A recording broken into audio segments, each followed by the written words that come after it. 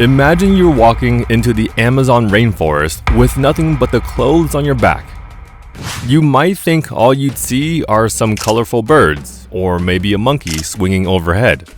But what would actually happen is you'd be completely disoriented within an hour, dehydrated within a day, and statistically, you'd be dead within a week. You're cooked. The Amazon isn't just a jungle. It's the most complex and lethal biological system ever assembled on the surface of this planet. More species per square mile than anywhere else on Earth. A canopy so dense it can take 10 minutes for rain to reach the forest floor, and predators, parasites, and pathogens that have spent hundreds of millions of years getting very good at their jobs. And so, only logically, surviving here should be essentially impossible for an outsider, right? Well, if you know anything about the Amazon, you'd already know that's exactly what makes it so strange. Because the Amazon doesn't just have life, it has the most concentrated explosion of life anywhere on Earth. You have fish that can strip a carcass to bone in minutes, spiders large enough to eat birds, and parasitic organisms so specialized they target a single species of ants and nothing else. But the Amazon isn't just a rainforest, it's the largest rainforest on Earth. And the layers within it are so different from each other that moving between them is essentially moving between different worlds. So what actually lives in each one? To understand the Amazon, we first have to take a look at where it even begins. The Amazon basin covers roughly 5.5 million square kilometers across 9 countries, but the forest itself isn't one uniform environment. It's a series of stacked layers, each with its own climate, its own light levels, its own food webs, and its own cast of animals that rarely, if ever, interact with the layers above or below them. The Amazon is measured not in depth, but in height. And every meter of that vertical range is its own distinct ecosystem. Everything above the forest, the sky over the canopy, is actually fairly normal. Birds and insects up there wouldn't even know they're above the most biodiverse patch of land in the entire world. The forest is so dense that from above, it just looks like an unbroken green carpet stretching to the horizon in every direction. Flat, featureless, and enormous. The first layer you'd actually enter is the emergent layer. This is the top of the forest, where the tallest trees punch through the main canopy and reach heights of 50 to 60 meters, sometimes more. These trees are so tall that they experience a completely different climate from the forest below, exposed to direct sunlight, high winds, and dramatic temperature swings that the lower layers never feel. Very few animals live here permanently because it's genuinely harsh up here, especially compared to the protected layers below. But the ones that do are extraordinary. Harpy eagles nest in the emergent layer, and if you don't know what a harpy eagle is, go look one up right now and come back. These are the largest and most powerful raptors in the Americas, with talons the size of grizzly bear claws and the ability to snatch a full-grown howler monkey out of the canopy mid-swing.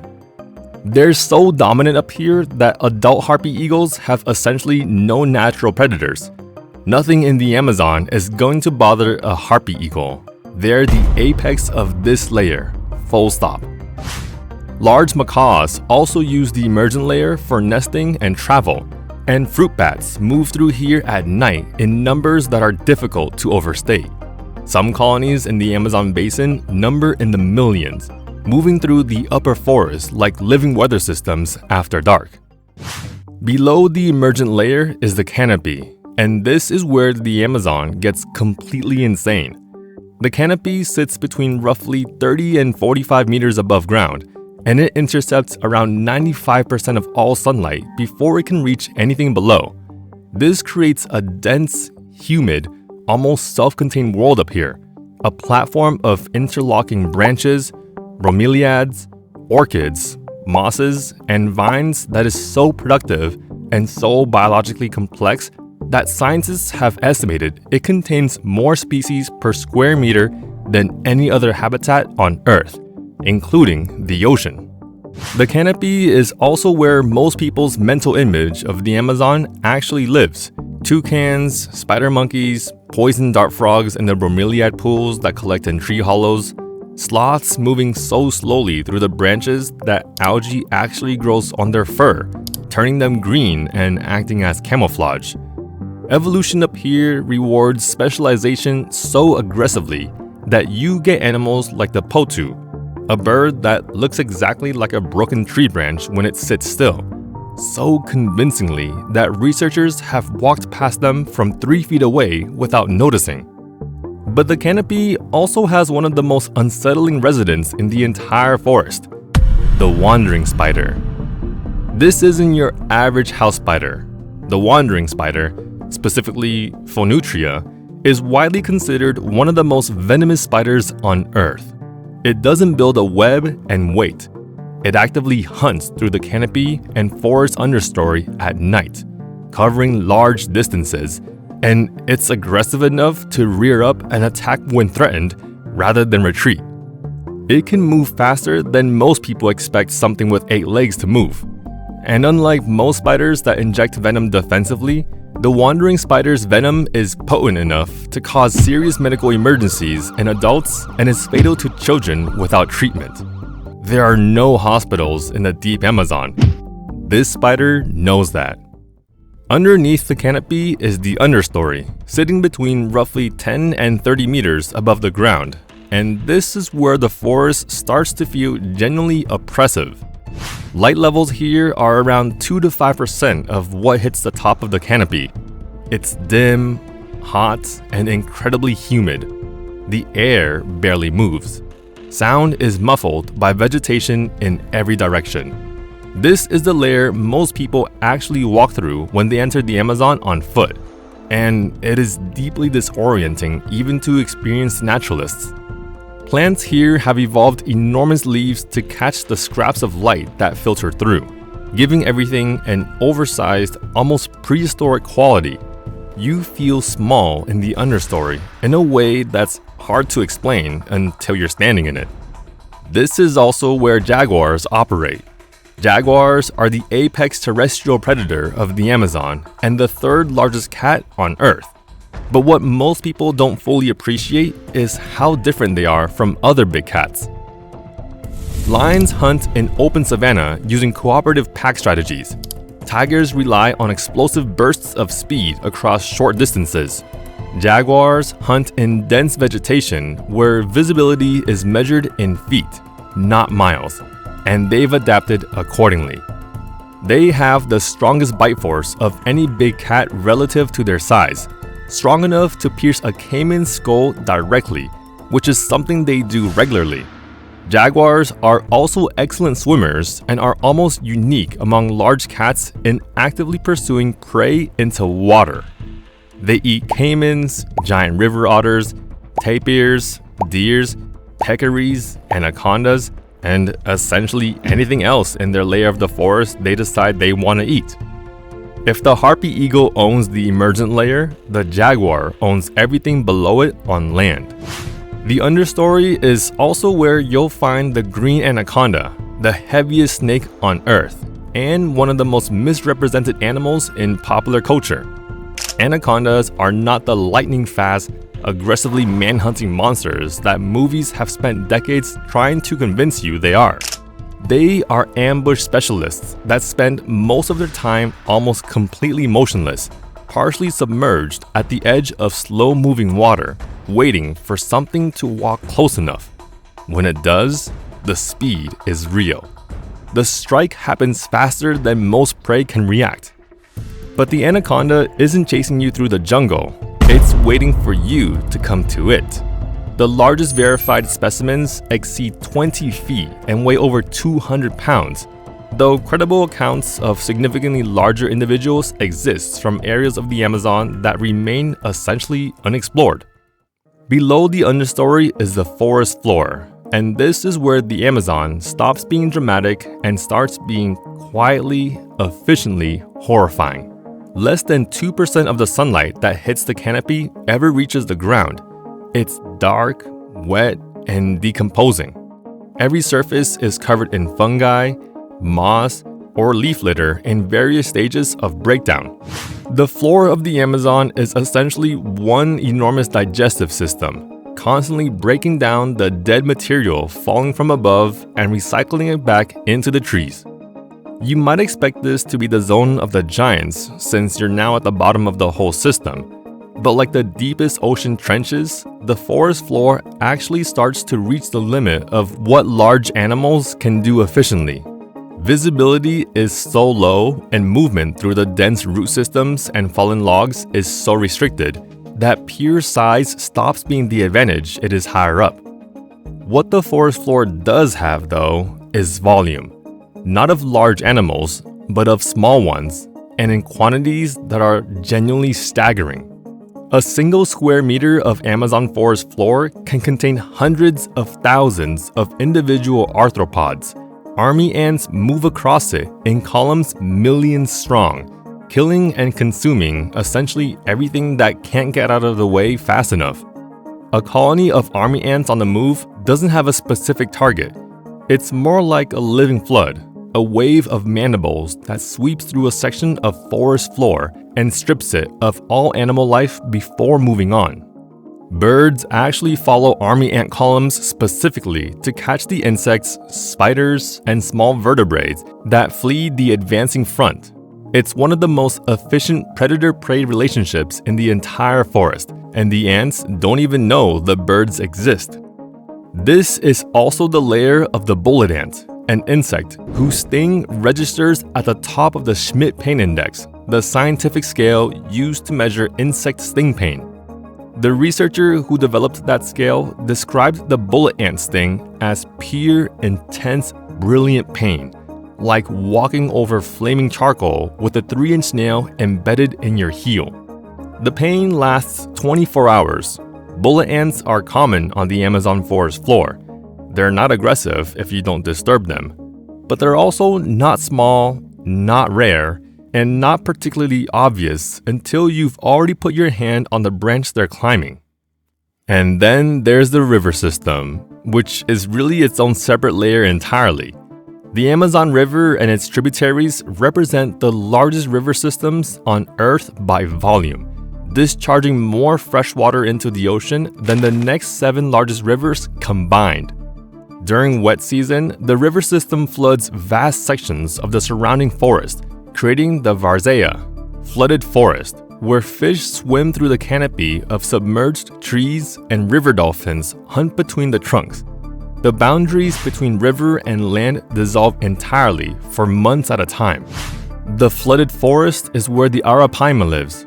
The arapaima is one of the largest freshwater fish on Earth, reaching up to 10 feet in length and 400 pounds, and it's been in the Amazon essentially unchanged for tens of millions of years. It breathes air, surfacing every few minutes to gulp oxygen directly, which means you can hear an arapaima coming before you see it. It's also a visual hunter in murky water, a combination of adaptations that makes it functionally unlike almost any other fish alive. The boto, the Amazon river dolphin, is the other apex predator of the river system, and it is deeply strange even by Amazon standards. It's pink. It can rotate its head 180 degrees. It has unfused neck vertebrae, giving it flexibility that saltwater dolphins lack entirely. It navigates the flooded forest using echolocation accurate enough to thread between tree trunks in complete darkness. And in local Amazonian folklore, it shapeshifts into a man and walks into villages at night, which tells you something about the impression this animal makes on people who live alongside it. The black caiman also patrols these waters, the largest predator in the Amazon River system, reaching lengths approaching 20 feet. The black caiman is the ecological equivalent of what Purosaurus was in the Miocene mega wetlands, a patient, armored, ambushed predator that sits at the absolute top of the aquatic food web and has very few reasons to hurry about anything. But here's the thing most channels don't cover when they talk about the Amazon, because they like to play up the giant predators and the venomous horrors. The most dangerous things in the Amazon are not the anacondas, not the jaguars, not even the wandering spiders. They're the microscopic ones. The Amazon is home to more parasitic organisms than anywhere else on Earth, and many of them have evolved strategies of such specific, targeted complexity that they seem almost designed. The Ophiocordyceps fungus infects carpenter ants, hijacks their nervous system, compels them to climb to a precise height on a plant stem, not higher, not lower, but the exact altitude that optimizes spore dispersal, and then kills them there. The fungus has been doing this for at least 48 million years based on fossil evidence. It has had a very long time to get good at it. Candiru, tiny parasitic catfish, have a reputation in the Amazon that exceeds even that of piranhas. Botfly larvae develop under the skin of mammals, including humans, feeding on tissue for weeks before emerging. And the diversity of malaria-carrying mosquito species in the deep Amazon is significant enough that indigenous communities developed sophisticated pharmacological knowledge of plant-based treatments over thousands of years, knowledge that modern medicine is still actively extracting and documenting. So how do we even know what's down there? The honest answer is we barely do. The Amazon is so vast and so impenetrable in its interior that new species are still being formally described at a rate of hundreds per year. Most of what we know about the deep interior comes from a combination of indigenous knowledge built up over millennia, brief scientific expeditions that can only scratch the surface of any given area, remote sensing technology that can map canopy structure from orbit, and the occasional extraordinary encounter documented by researchers willing to spend months in conditions that most people would find completely intolerable. The first systematic scientific surveys of the Amazon were conducted by naturalists like Alfred Russel Wallace and Henry Walter Bates in the mid-1800s, who spent years documenting species that European science had never encountered. Bates alone collected over 14,000 species during his 11 years in the Amazon, and the vast majority of them were insects. He described standing in certain sections of the forest and feeling genuinely overwhelmed by the density of life around him. The sense that every surface was occupied, every niche filled, every interaction happening simultaneously in every direction. And that was 150 years ago, before we had any framework for understanding how many layers of complexity existed below the level his eyes could reach. Modern expeditions use camera traps, acoustic monitoring, eDNA sampling from water sources, and drone surveys to build pictures of ecosystems that no human has physically entered. These surveys regularly turn up animals that were previously unknown to science, not obscure beetles or microscopic nematodes, but vertebrates. New species of monkey, new species of fish, new species of snake have all been formally described in the last decade from areas of the Amazon that weren't considered especially remote. The forest is simply so large and so layered that it absorbs human investigation without giving much back. Most new expeditions end up finding something new, but so far, even with all the technology available to us, we've mapped and understood only a fraction of what the Amazon actually contains. And sorry to anyone hoping for simple answers, we probably never will get a complete picture. The Amazon wasn't built to be easy to understand. It was built over hundreds of millions of years to be the most complex living system this planet has ever produced. It doesn't store its secrets in a single dramatic trench at the bottom of an ocean. It hides them in plain sight, distributed across 5.5 million square kilometers of stacked layers, each one denser and stranger than the last. The Amazon isn't really meant to be a zoo or a nature documentary backdrop. It's the deepest place on Earth, just measured in biological complexity rather than meters. And it only stores the things that have survived long enough to deserve to be here. Thank you guys for watching.